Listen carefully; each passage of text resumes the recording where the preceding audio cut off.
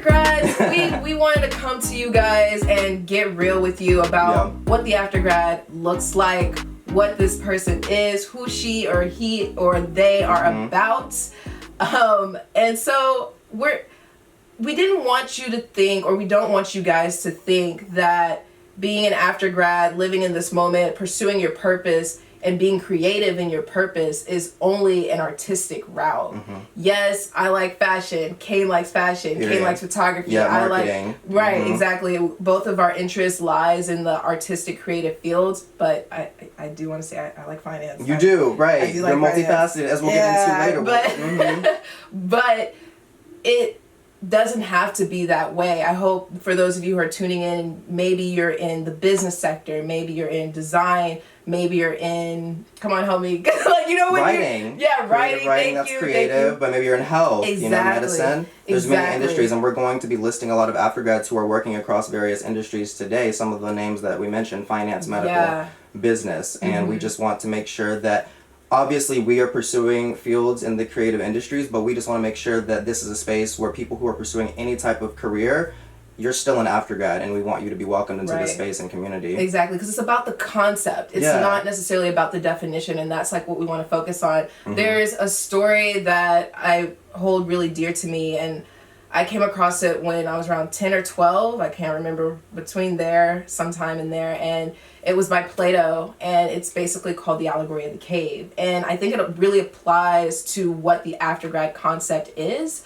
And when we think about this concept, it's a lot bigger than just being a creative person. It lies within all of us, and it's just about all of us taking action on that thing. For those of you who do not know the story, it starts off, I'm going to do a quick synopsis as fast as I possibly can, but it's these four men, and they're in a cave, and they're chained to the cave, and they cannot turn around and out to see what's outside the cave, right? And so what they have is a fire behind them, and these puppets that are projecting shadows onto a wall, right? And all these people see are these shadows. And and over time, this becomes a perception on life. This is what they think is reality, and this is what they think is true. And after a minute, they unleash one of the men, and he goes outside of the cave. And at first it's very bright, and it's very not unorthodox, but like just very new to him, and it's very abrupt, and it doesn't feel comfortable, right? But then he gets acclimated to the environment, and he begins to wander around, yada yada. Let me speed through because I said a synopsis, right? I'm not going to take you all the way through, and look it up yourself. We'll link it down below for you guys to see the visual little illustration of it. So he comes back to the cave, and he has a new perception of what his real truth is. And instead of, and Plato says you can take two routes with this. You can either, one, think that you're above those people who are in the cave and you can enslave them, or two, you can just give back to them and try to teach them the ways and the real new truth, right? And those people who are coming down, I'm going to stop the story there because I think if you don't know this story, please look it up and look deeper and gain your own perspective on the story for yourself and your own interpretation. I believe highly in that. But to sum it up, Aftergrads, we are the people who go back, who find our perspective, who find our reality, who find our truth, who find our purpose, and we want to act on it by giving back, showing it to others. And it's about that return through finance industry, through the creative industry, through design. And if I don't mention your industry, apologies, but you are included as well. All of us can be Aftergrad. That is our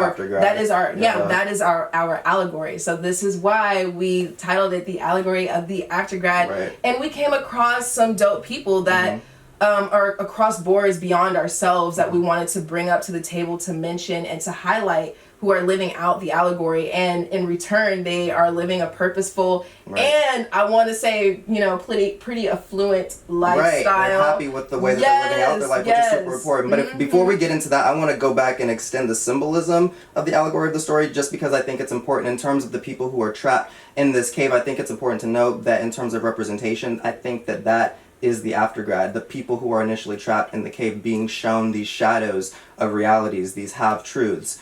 We're the people that have been trapped in the cave being told that we're supposed to live life a particular way, are only being shown pieces of the truth. And in the allegory, this man is released from the cave and, like you were saying, sees the reality. And so these Aftergrads that we're going to be sharing today are living out this life, and they do a great job of sharing their experiences and their perspectives with other Aftergrads in hopes that it can be a light for the people who haven't received that knowledge just yet, in order to uplift the community. We're the ones stepping out. We're the ones that are choosing to be released, to choosing to be unshackled, to be unchained. To live passionately in what we believe to be true. We just want to see, we know that there's something else out there. And with doing that, we find it. And then when it speaks to us, we come back. Yep. And we share the love with other people who might be interested, which is what we do on this podcast, and which is leading us to share some of the names of the Aftergrads. These are all talented people, like we said, working across multiple industries. I'm so excited to get into it. Yeah, no, because these are really inspirational people. Some are super young, some are a little bit later in their career, but they all are doing great work. And would you like to start us off with one? Yeah. These are all our Aftergrad people. This is our community. If they came up to me, it would just be or just like a slight I appreciate you so much. A majority of them are older, and so I just have high respect and high regards for them because they did the motion that we are currently in, and it just means a lot to see what is a product of that. And one of them, I want to start off with Richard Craib. He's like the oldest, I believe, of the group that we did research. He's 29, but he graduated from Cornell. And he is so cool. This is your finance hat coming on right now. I'm really trying my hardest not to geek out on this show. Yeah. But he really speaks to me. He is in the finance industry, and he is honestly changing the game. I don't know if any of you guys are familiar with the term cryptocurrency, but that is something that our financial institutions are moving towards quietly, some very publicly about it. So definitely look it up. There's YouTube videos. There's other links that we will also link down below. But Richard Craib, he created Numeri. He's the founder of Numeri, which is basically a hedge fund within the cryptocurrency in the cryptocurrency realm. And so basically, instead of it being the foundation upon economists, which it still is, I definitely want to say that, and of brokers and of accountants, of watching equity and assets and foreign exchange and trade and yada yada and so forth, his hedge fund, it's founded on the basis of data science, of AI, of computer science, whiz kids, and of course the basics, the economics and the financial inclination as well, inserting that in there to create predictions within cryptocurrency realm. And that, it's a lot. That's a lot. I'm still trying to understand it. You were explaining it to me, and I was doing my own research on Richard Craib, and there's so much that goes into it because he was like a computer scientist. I think we found he majored in computer science, math only. Okay. Math and applied machinery. Okay. Yeah. So I mean, he probably definitely knows data science now. Sure. If you know math, that's why I love math so much, because it's the foundation of a lot of different things that are standing today. But yeah, I don't want to geek out too much on the show because we have so many other names to get through, but definitely look them up if you're in the finance industry, if you're in the business sector, if you want to be an investor. Get into it. Get to know Numeri. Numeri is definitely going to be a hedge fund for representing multiple corporations who are wanting to enter the cryptocurrency realm. Right. And I guess if cryptocurrency is a new term for you, if you're not familiar with cryptocurrency and NFTs, I think one thing I want to mention on the show consistently is the act of being multifaceted and multi-talented, having different arenas. So maybe you're not interested in finance directly, but I think in terms of Aftergrads, it's always important for us to think about how we can build generational wealth, in certain instances, just financial security for ourselves. And I think cryptocurrency is one avenue for that. And I think it's really great what Richard Craib is doing over at Numeri.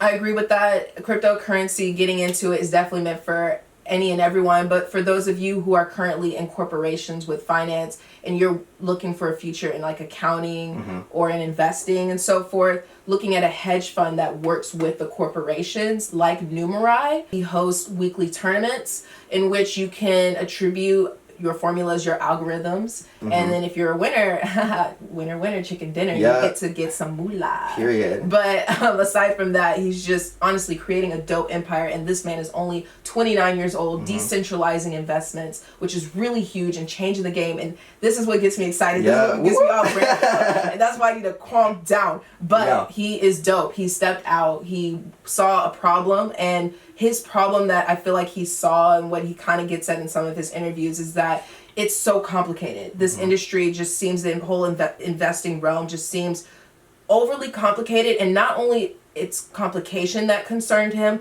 but also if you were someone who are trying to get in the game, who are trying to get yourself certified, right? The certificates that you need in order to be credible, a credible trader.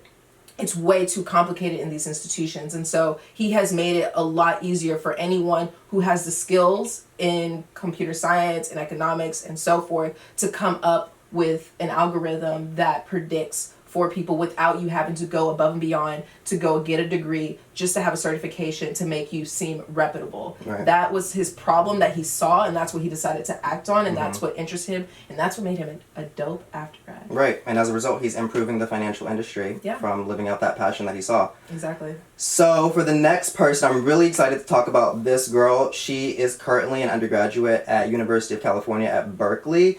And I'm really excited to chit chat about her because I think she started her business. Has launched her business while she's still an undergrad, and I think it's super important to highlight people who are finding ways to manage their time while they're still an undergrad because they have these different pressures. They have the lack of time, they have the many assignments that are pulling at them, but yet Kashish Janesha is managing a boba tea business. She recently launched in San Francisco her first storefront by the name of Aura Boba Tea and Coffee. And basically, I think she launched this business when COVID hit. Basically, when you're an undergrad, you have countless sleepless nights that you're experiencing, and you need different pick-me-ups. For her, it was boba tea as well as caffeine, and she noted boba tea. That's sweet. It is sweet, and it's boba funny. Tea's sweet. It's funny that you mentioned that it's sweet because her big concern was how sugary the boba drink was. Really? Yes, and she wanted to have a solution where boba could be both enjoyable with the goodness of the taste, but also healthy to the consumer. And so, no, it's actually I gotta brilliant. go try it. And Wait, where is she? She's in San Francisco. San Her first Francisco, guys, I'm storefront just going. opened in San Francisco. Yep, Aura Tea is the brand name. And that was her big thing. She wanted to be able to enjoy boba tea because she was drinking it daily and wanted it to be healthy for the consumer. So she launched this brand with her best friend. And what's really interesting about this girl, and shout out to you for doing this because I have mad respect for you, she received an offer letter from JP Morgan and turned it down. Turned down the offer letter from JP Morgan. And as she mentioned, I actually found this girl, Kashish, via a LinkedIn post. And basically, she was mentioning how she's the product of immigrant parents, and when she first got to university, her two goals were A, to get the diploma, to get the degree, as we've mentioned before, and then to get a 9-to-5 position. So she got that item that she worked so hard for in undergrad, but yet there was this passion that was tugging at her, that was telling her to go in a different direction. And that pulled her out the cave. Literally, and she just went with it. So it was as if she was the one person who was shackled in the cave that was released and saw the light, saw something new for herself. And I'm so proud of you, Kashish. That's wonderful that you're being able to live out this business. And she a baddie at the same time. And she's a baddie. Check her Instagram. We're going to post all those links. Baddie. For sure. Yeah, she's really, she's about that life. And I'm definitely going to go out and try it because that was my thing with boba tea. I just always thought it was so sweet. Everybody's like, it's all about those bubbles. I'm like, those bubbles are burst of sugar. Yeah. I love sugary items. I love sugary treats. That's my thing. I'll eat them all day, every day. It's about that life. So I'll still check it out. I'm very curious. I can go for a little healthy option too, but I still want to add my 5 packs of sugar with creamer every day. In regards to Kashish's journey, in the article that I was reading, it was published on Voyage LA, she mentions the ups and downs. We led this episode with discussing the importance of aftergrads who somehow see instances of success or see the light, quote unquote, get to their living out their passion for themselves, to highlight the ups and downs. And Kashish was very specific in this article to highlight how launching a business, living out your dream, going against the grain in industry is not an easy task. And for me, I connected with that heavy because we're in the midst of creating items that are larger than ourselves. And she was just very clear that it's not easy. It is a difficult task, and I don't want to take that lightly, but I'm very happy that I've made it to this point to live that out for myself. So again, Kashish, congratulations, and thank you for sharing that story with us. Yes. Shout out to you for sharing. Shout out to entrepreneurship. Yeah. In addition to entrepreneurship, one woman, one lady, one beautiful chick named Valentina Voight, very similar. She's in LA. Check her out. She started off as a comp sci major in college, and then she dropped out. She said she didn't like it. Yeah. She really didn't like it. And it was eating at her. And she basically was saying in an interview that she knew too for a minute. And then she called her mom. Shout out to moms. Yeah, no, shout out to moms who are there. Know. They know. Yeah, they know. They know. Yeah. They know they raised up. Yeah, they know through and through. Yes. I can speak to that. Yes, and so she called her and she was like, hey, I'm just not feeling this. And her mom was like, well, why don't you get back into fashion? You love fashion. Mm-hmm. And she apparently, before college, she was into fashion. And then she also knew computer science. Right. And she knew the digital platforms like Adobe software. Right. Shout out to my girlies who do math, computer science, numbers, and then have a creative curve on the side. I'm here. That's my type of friend too. That's my type of people that I try to look for. Because I just think that's so sexy. You can have conversations about finance, and then you can come over here into the creative realm and create brands. You can create experiences. Shout out to Vanessa. To Valentina. Really. Yeah, she's a baddie for sure. And so she harps on that. She harps on that harder process, and she breaks it down and really tells us how she used her tinier businesses to leverage her larger business that is now multi-million-dollar business that offers health insurance to her employees. That's huge. That's a corporation. By then, that's a corporation. Did y'all hear that? Healthcare benefits. Healthcare benefits to all your employees. That's important. Exactly. That's key. It's Voight by Valentina, and what she started off with was a calendar. It was a really cute, very sexy calendar. Right. It sold for a good bank, and then she said, don't mind you, I'm still working. I'm still actively serving. I'm hustling in the midst of this. So though it looks like a glamorous lifestyle, there's stuff, the background work, right? And so she used that money to then invest into a, not an office space, a studio space. And then she started using her computer science abilities and also her artistic abilities and created these themes, right? And around these themes, she would create these collections for bikinis.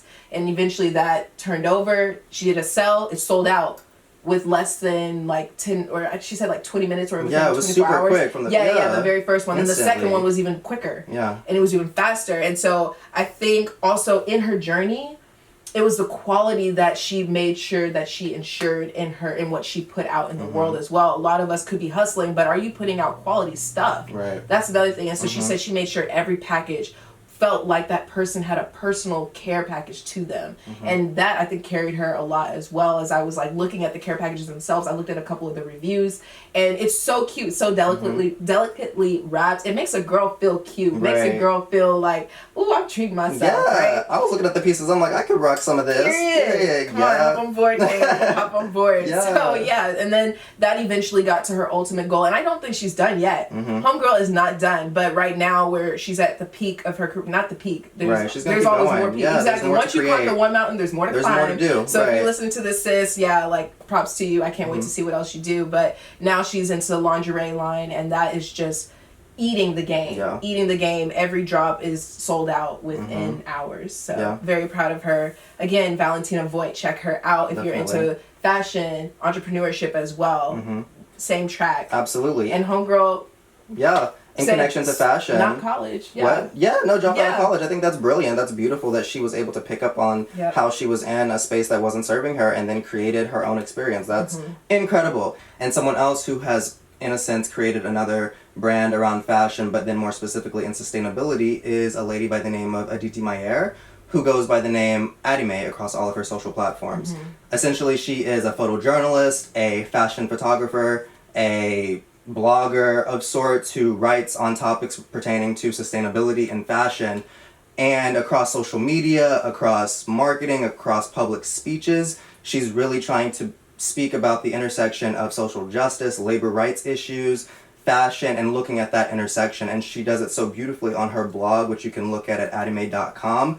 And she launched this blog in 2014, which is when she actually began her undergraduate studies at University of California in Irvine. And she graduated in 2019. It's 2022. She's still keeping up this blog and has actually been rewarded quite nicely for it, while talking about these very salient and important topics with people who are in the fashion industry, people who are critical race theorists, people who are very interested in decolonizing the body. And that's very much what her work is rooted in. It's such a socially important cause that she's fighting for.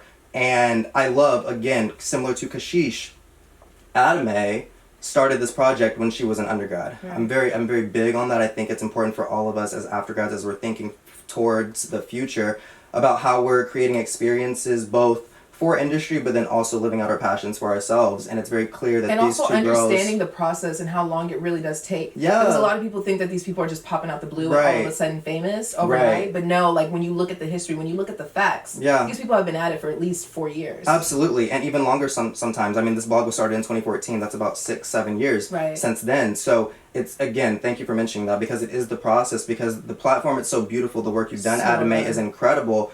And... we know that you didn't do that instantaneously. It took time, it took work, it took research. Right. And it's the research that we did on you and all the other Aftergrads that we're mentioning now as to why we're finding these people so important to mention on this platform, because it's you who are, in a sense, giving us the representation that we really want for Aftergrads, because we are recognizing, especially in the climate that we're living in now, we were talking about the Great Resignation in the past, people are realizing that there's something not right in terms of the professional corporate working situation that we're living in that's not serving us entirely, it's not feeding our passions. So the fact that these people seemingly had the foresight to anticipate this outcome for themselves and create something on the side is so brilliant. And so in terms of where Aditi Maier is at right now, she's 25 years old and is actually currently doing a written photographic project where it's kind of like a mixed media bundle where she's going to be talking about what she talks about on her blog,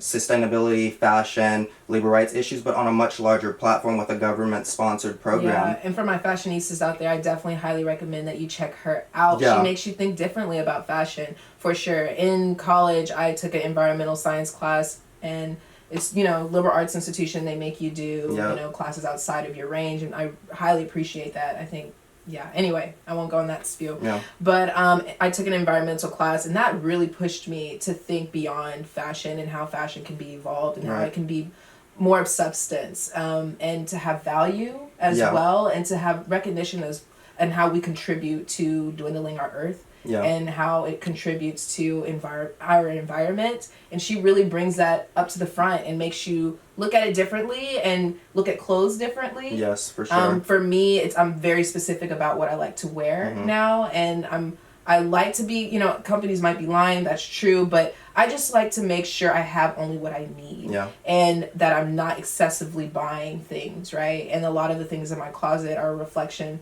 of that. Right. And so I really appreciate her bringing that to the forefront, making people think differently about this fast fashion out here.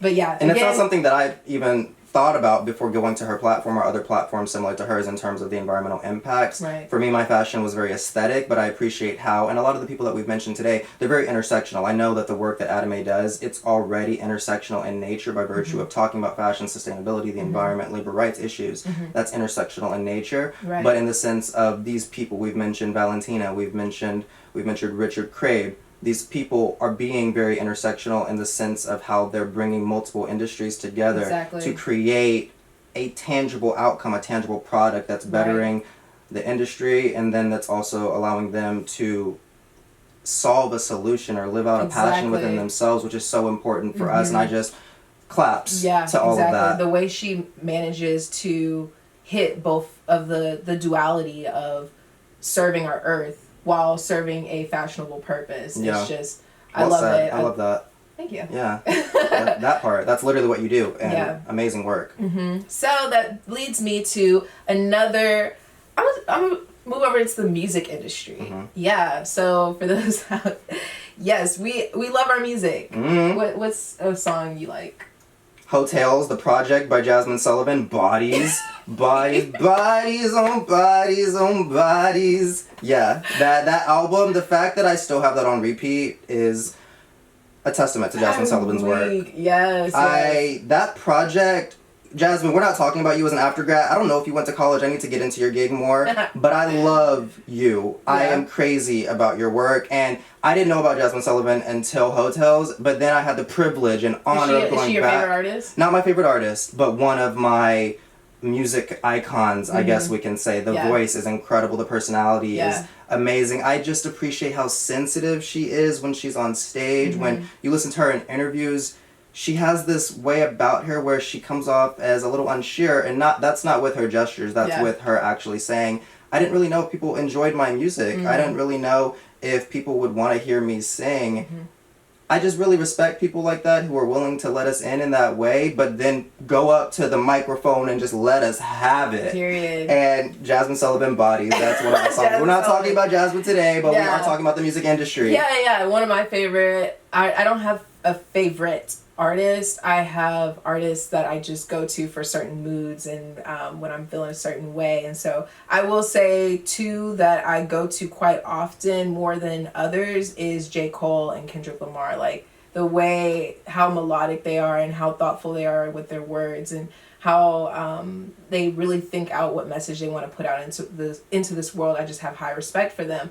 But that brings me to Steve Lacy. Steve Lacy, guys, is an Aftergrad. Okay, he graduated high school and he was in high school and he knew he wanted to do music. He said it was a part of him, was a part of his soul, and it was definitely something he wanted to do. And when he looked around in terms of producing music, I want to be more specific for the musicians out there.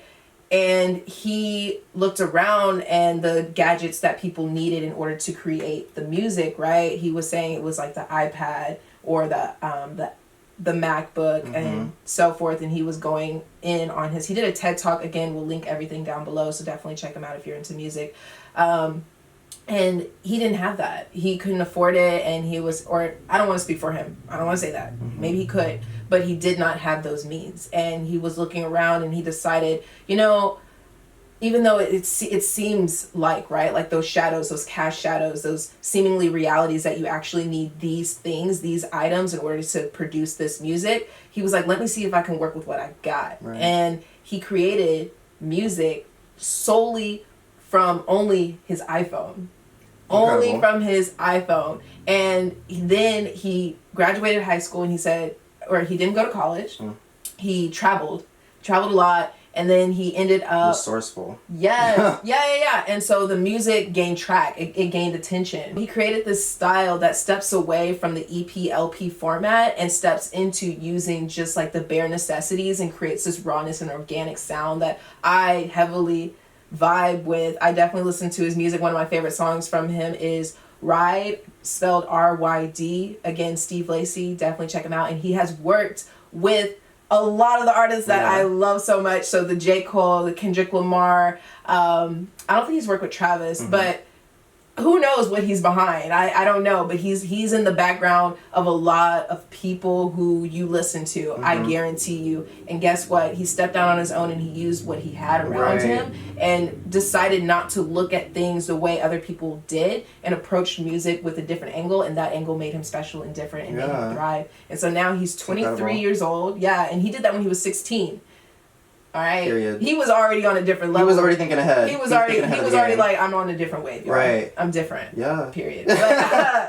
Built different. Yeah. Think different. So yeah, age of 16, now 23, and is living his best life. Very happy for him. Yeah. Yes, King. Claps to that. Claps to that. Especially starting that process at the age of 16. A lot of times we can't even think outside of high school. That's brilliant that you were thinking about my career at that early stage in my life. Or just knowing that what is for you and what is not for you. Right. Like coming out and just deciding I'm going to travel. Right. Or I'm going to work on my music. Yeah. That's great. That's a hard thing to step out on. Especially, yeah. I mean, people are now starting to get comfortable, finally, with the idea of not going to college.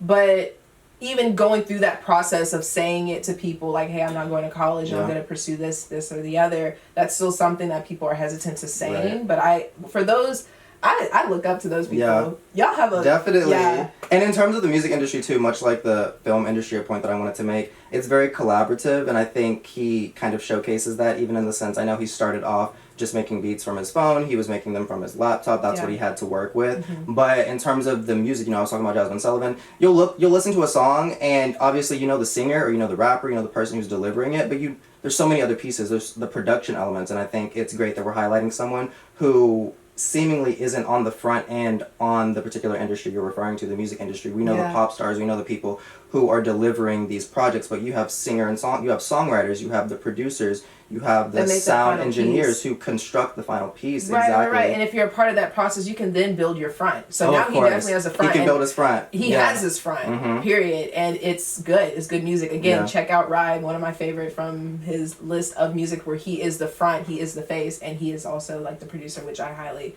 props. But he started his own, and then helped others. And I, again, like you're right, gaining that experience, getting that behind scene very casual strength, on the back end, I guess. Receiving that mentorship. And now he's built a front. Now he's built his own. And it's really dope. And he can bring more people into the fold and do the same, give back, much like we talked about in the Allegory of the Cave, in terms of giving back to the people who still might be locked in the quote-unquote cave, locked in the same cyclical nature. Working with what you have, much to the similar effect of what Steve Lacy was doing when he was creating music with just his iPhone. And speaking of technology, Gen Z, this generation, they're very tech savvy, they're very familiar with using and working with the iPhone, with the iPads, with the MacBooks. They're very familiar with creating experiences simply from the comfort of their home. And I'm curious, do you have maybe like a favorite social media influencer, maybe someone in the realm of education, but just more generally like a favorite social media influencer? Because the person who we're going to get into next is, in a sense, a social media influencer. I don't have a favorite influencer, but I do appreciate social media and what it's doing and how it's changing and how it's allowing people of coming from anywhere to be seen. Yeah. I really appreciate it to an extent. I feel like, you know, I know there's some people on one end of the spectrum who feel like that this is distracting and that this can be bad, or like, you know, how some people see television like a waste of time. It can belittle your brain and so forth. And then there's the other spectrum that's like all for it and they're like so for it that they kind of they go in the middle of the street to set up the camera and like do a dance and almost get hit. I'm like in the middle. I really appreciate what it's doing. It's getting our eyes in for those who don't have access to different worlds, different people, different perspectives, different languages. That's what entertainment, that's why it's so interesting to me. I believe there's a balance that people have to find. But you can use it for good or you can use it for bad. And I think that's in anything that we do and anything that we pursue, that's just a natural caveat. Absolutely. And to name some off the top of my head that I appreciate and that I like, to be honest, it's Aditi Maier. I really, she's the first person where I looked at it and I was like, oh my gosh, I want to follow. And I want to keep up with her. Right. Yeah, so that was, but even then, I don't really have a person that I go to or cling to, but I do appreciate that when I do scroll, I'm getting a lot of different stories. I'm getting a lot of different information constantly of that work with my algorithm and what I'm interested in. Yeah. Well, for the people who might be listening and thinking similarly to you, they're not very, or tuned in to social media or not having like a favorite person. Obviously, you might be in the camp where you view negative outcomes in regards to social media. You might not be a person that views it because you think that it's very low culture, you think that the content isn't meaningful, or you might be in another camp where you think that social media, you can learn a lot. I'm in the middle just like you, and I think that it's important to highlight people who are finding ways to beef up the quality of content that exists on social media, and one of those people who's doing a great job of that is a man by the name of Khalil Green. He is 22 years old and he's currently in his senior year of undergrad. Basically, I think people call him the Gen Z historian. And basically, he's an African-American man who is very young. He's still an undergrad who builds a platform around Gen Z expectations for diversity, inclusion, and equity. It's important to highlight the fact that he is the first Black president of the student body at Yale. That's super important. Because if we back it up, for me, it was him actively partaking in his reality and taking action on his reality before college that got him spotted by an institution who appreciates people who look outside the cave. Totally. And that's what got him there. Yeah. It wasn't like for other people who are in the Ivy, graduate from the Ivy, and then act on it, and then like they have people to uplift them. Like he really did uplift it himself first. He broke the glass ceiling. And then people saw, and I think the Yale part was just, again, a product of him doing what he does. These are all examples of, you know, again, people who are really living up for themselves and having this life that we idealize for ourselves.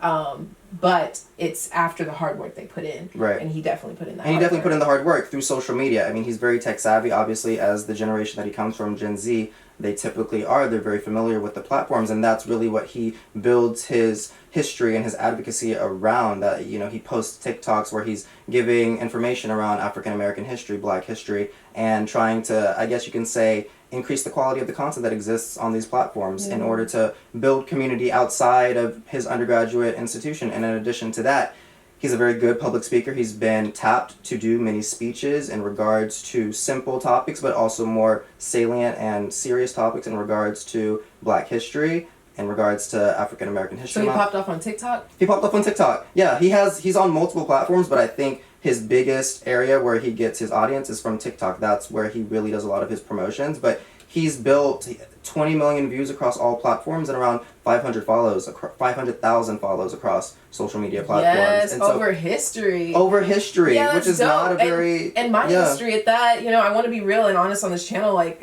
we got a little chapter unit for the week, but now that I can tune into TikTok and get some real substance and where I come from, who I am as a person, I'm just speaking for other people as well. That is a dope hub to go to.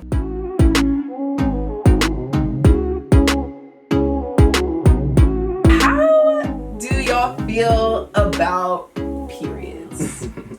I hope, it's an uncomfortable, it might feel uncomfortable if you're a guy listening in, but we have a chick who wanted to normalize that, and I stand for her. Her name is Nadia Okamoto. She wrote a book while in college.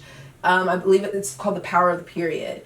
And she was looking at the problem that she was looking at was that there was this misunderstanding, this non-communication of what is going on with the women's body. And in addition to that, the people who were in charge, as she described it, they did not have minstrels. The people who were making the decisions about the tampon taxes and also like healthcare for women with tampons and so forth. And she wanted to speak out about it. And she wanted to normalize this conversation that many find very uncomfortable to talk about. And it really should not be complicated, and it should not be somebody or a man or anybody that someone be like, ew, we're talking about that. This should be a welcomed conversation because this is how my body works. Okay? I can get irritated. Right. Yeah. I can get irritated. I can get irritated. But she's a woman, and she's so empowering. She has such a beautiful story, and now she stands on this amazing platform and continues to pass the baton to other women and to speak to them, and founded an organization, nonprofit, that gives tampons to those who can't afford it, and in communities that don't have access to quality tampons or pads and so forth. But then she also has information sessions in which she explains this process and what it really means so people can conceptualize and empathize with what we go through. And I just for her feminist advocacy, just really great. She also started a podcast. It's called Tigress. Yeah, check her out there. I haven't gotten a chance to listen to any of her podcasts yet, but I definitely have been hitting some of the scrolls on her reels, and she's very entertaining. You listen to some? I've listened to some of her Tigress episodes, and they're very relaxing. She's just really talking about her life and really being in the moment, similar to how we operate here on this show. But she's really just thinking it's kind of a separation from a lot of her period advocacy. Yeah. But it's just her updating her followers on her life and being very open, similar to how she does across her platforms, of course, just having very candid, open combos. That's what our generation is about. That's what I really love being a part of this generation. We are open and we're becoming transparent, and if you're not transparent about it, then we know false when we see it, and we're not about it. We can pick it up. Exactly. I actually, now that you say that, I did listen to a sample, and she even covers like her experience as an Asian American and some of the things that she has dealt with in her culture, and some of the things that she explains to me and to other people what she went through as well, not pursuing that ideal life and having to really, mend the bond between her family. And it's just very powerful story. She also did a TED Talk. She did many talks. That's just to name a few. Again, we'll link them down below. Absolutely. But this is inspiring. It is. This is what makes me like, okay. It might be down season right now. It might be cold outside, and I might feel like this is getting very like slow, and I'm not seeing anything. I'm not seeing a pace. I'm not seeing a rhythm, but it's happening. Right. It's again. I really want this tattoo, guys. It's gonna be coming soon. I have no idea when, but I don't know. I haven't designed it yet. I need to design it. I'm gonna have one of my friends sketch it up for me. I still need to get mine. You want a tat? I want a tat. Yeah, I don't have any tattoos, but I have a quote that I want that it just needs to be said. Do you mind sharing the quote? Oh, absolutely. It's literally one of my favorite quotes. This quote, when it was said on the show One Tree Hill by Justin Baker. I live for One Tree Hill. Anywho, he was basically talking to his girlfriend, and basically the quote is, happiness is not a place, it's an emotion. It comes and goes, and that's okay. And I think that speaks to this channel right now. That's what we're talking about. Right, so explain it. No, of course. I think that goes back to how we were starting this episode earlier in terms of the seasonal depression that I've been experiencing personally, and it seems like you somehow connected with that as well. But it's not a place. I think if we think of happiness as a destination that you're eventually going to get to, that's only going to make you more depressed. That's only going to make you displeased with the journey, displeased with the small wins, with the small moments that you could experience. I think having an understanding of happiness and pleasure as an emotion that literally can come in a certain instance but then leave in another instance allows you to appreciate life, because life is constantly going to hit us with different adversities and different obstacles. And when you always, that's why I need this quote. I have it in my head 24/7. Where do you want it? I want it on my heart. I want it over my heart. Yeah, that's why I want this quote. Because literally when I saw it, I was in a very particular place when I was back in high school. It was a very contentious, very tumultuous time in my life. And when I heard those words come across that screen, it just broke me down and I started crying and weeping. And it is just such a significant part of how I conceptualize life. So again, going back to the quote, I think it's just important for us to have that conceptualization of happiness. You can't think of it as a place. There's no amount of money, there's no amount of friendships, there's no amount of follows that are going to give you that instantaneous, or not even instantaneous, but that finite moment of happiness, that complete, total moment of happiness. There's always something in life that can arise, that can give way to depression, anxiety, social anxiety, emotional unrest. And say the quote one more time. Happiness is not a place. It's an emotion. It's an emotion. It comes and goes, and that's okay. It comes and goes, and that's okay. I'm taking that with me. Yeah. Yeah. I think the one thing that can keep me stable, that I think speaks to these people as well, is, like you said, they weren't chasing money. They were chasing their heart. Their heart. Yeah. They were chasing what made their heart thump. And yeah, Yep. So the tattoo I was thinking, or I really want, it's bamboo growth. I don't know how I want it on me yet. I have not thought about the logistics of it, but how bamboo grows, I really think I've developed over time and have grown as a person, very much so as a bamboo grows. And basically, for those of you who don't know, bamboo takes a very long time to grow. In fact, it will look like a stub for such a long time, about 5 years. And then all of a sudden, out of nowhere, it shoots up.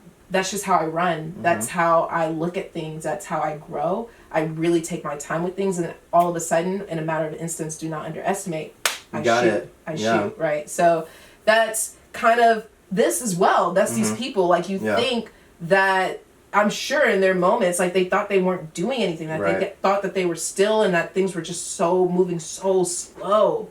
But then all of a sudden, boom, it shoots. When it happens, when the right person sees it on their feed and retweets it, when the right person, you're in the right room with the right person, you pitch that idea and they're like, I got you. Yes.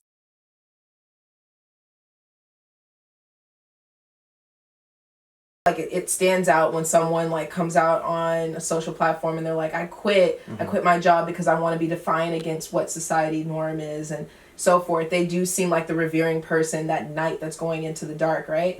But you can be too in your workspace. You can be just as, seemingly confident and strong and fearless in the workspace as well. And it doesn't have to look like the action of quitting your job. Being in the job can be a battle itself, can be something that you're going up against for the greater good, right? There might be spaces that you're working in which you are the minority amongst others, right? But you need to be there to be a representation of your people, of where you come from, of your perspective. It is needed in that working environment, in that corporation. When you're living out, when you're in the situation, right? You're in the corporate 9 to 5, you were talking about the representation. It's super important for us to consider that when we're thinking about how we want to live out our lives. I think the names that we dropped today, we have Richard, we have Valentina, we have Kashish, we have Adam, and we have many others that we share today, who seemingly created something that was rooted in an internal passion, rooted in something that wasn't already existing within society. They saw something that was missing. They felt that there was something in society that wasn't being spoken for, and they felt it within themselves to share that with the world and to improve it and make it better and bring that light, similar to when independent from the corporation. Independent from the corporation.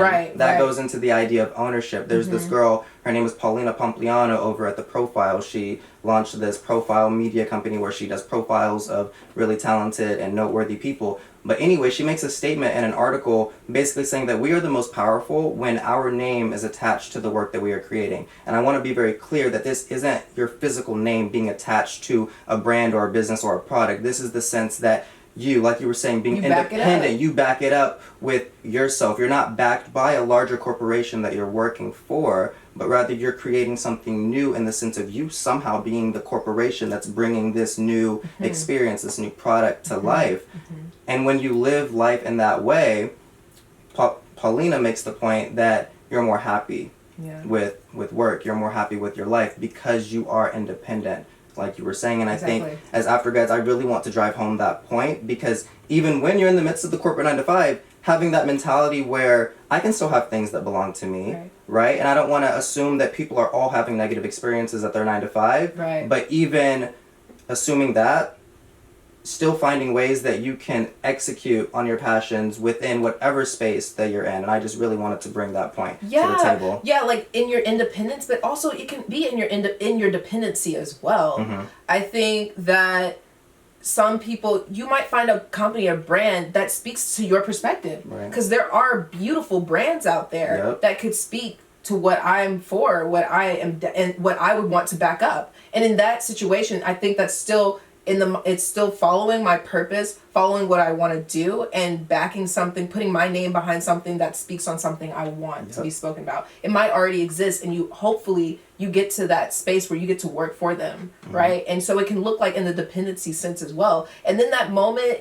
but I just want to say, if there's ever a moment where because companies, that's the thing, if you aren't in control of it, if they decide to go a different direction that doesn't speak to you, then that's where that courage needs to come in and be like, okay, now as an aftergrad, I got a different perspective on it. So I'm gonna go this way. Absolutely. And then that's when you can create something independent. So you can go between independent, honey bunny, and you can still be an aftergrad in here. So yeah, we welcome you all. It also gets into that you don't have to be a creative person. I know we're out here, we're on a podcast, we're on social media, we're on TikTok, right? Please find us there and subscribe if you. Yeah, we appreciate all the support, because we're really trying out here to create this bigger family and wider audience.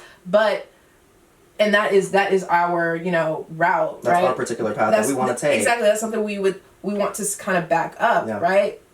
And it calls on the skills of marketing, of using our artistic abilities, and photography, videography, audio editing. It takes in a lot of writing. work. So most of you guys might be thinking, well, in order to be creative in a space, you have to be an artist. No, it's not that at all. We can be creative in anything, honestly. It can be in how you think and how you do things and how you look at a problem and then solve it. There's creativity in that as well. It speaks.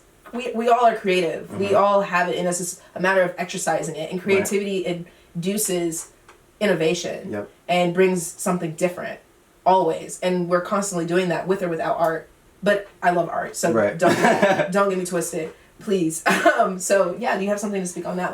I just want to highlight the fact that the people that we highlighted, the Aftergrads, Aditi, Kashish, all of these people are creative in their own right too. They're being innovative, and I know you were saying that. One's medical field, one's health, social media, entrepreneurship, business, computer science.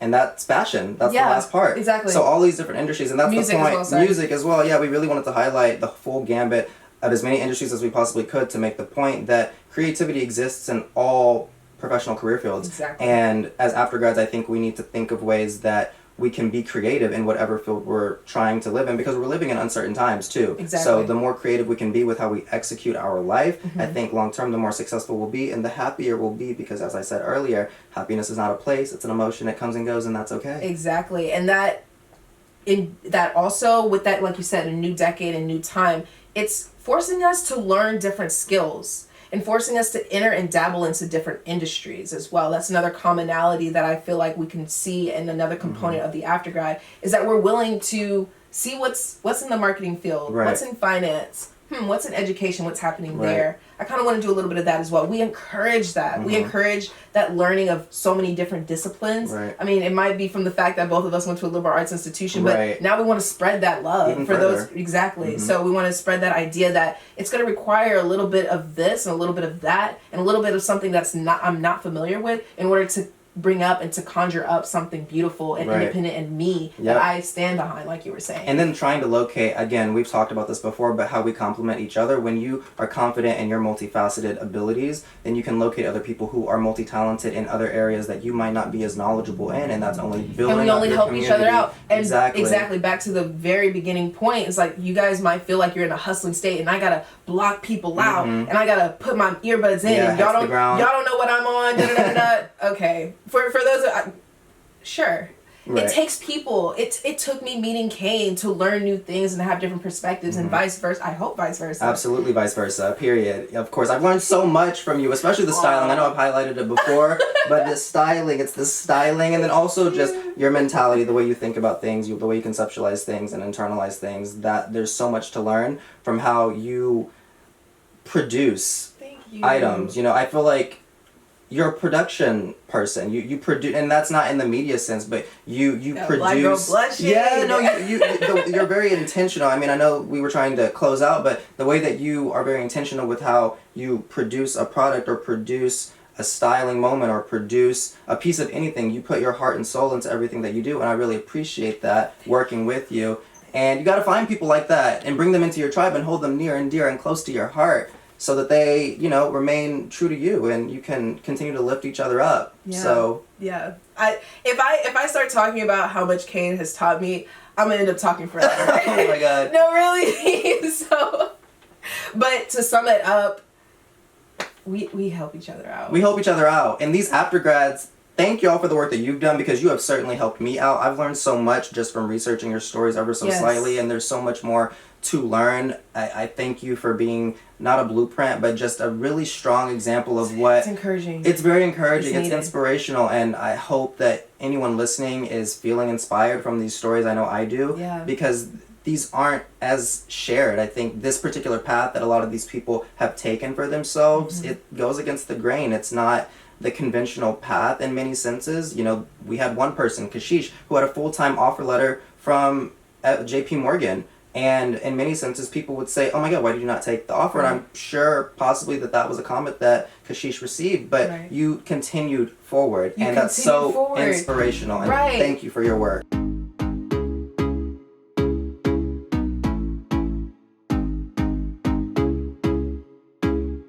Thank you for tuning in to yet another episode of the Aftergrad Podcast, a show where we unpack the Aftergrad journey. If you're interested, definitely follow us on Instagram at the Aftergrad Podcast. Make sure to check out our visual version offered on YouTube. There you can like, comment, and subscribe, and we appreciate all of the love.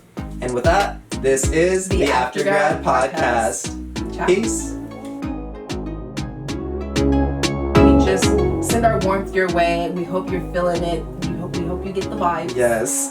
we are wanting to spread that. Winter is almost over, guys. Just think it through. We got like 2 more months. 2 more months? Yeah. We'll be posting in the sun very soon. Yeah. How many of you guys are ready for being outside? Yes. Oh my God, I'm ready to book a flight. I'm ready for a beach. Some sand, some warm weather, a lawn to lay on, all of it. What's working out looking like? How's your health? Yeah. Check in, because when that sun hits, when that warm weather comes in, it shows, baby. But we'll be back soon. Yeah. So then close out.